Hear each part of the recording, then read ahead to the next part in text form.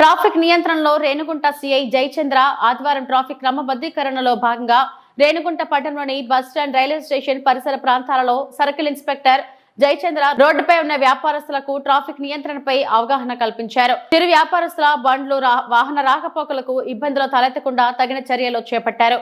ఈ కార్యక్రమంలో పోలీస్ సిబ్బంది పాల్గొన్నారు.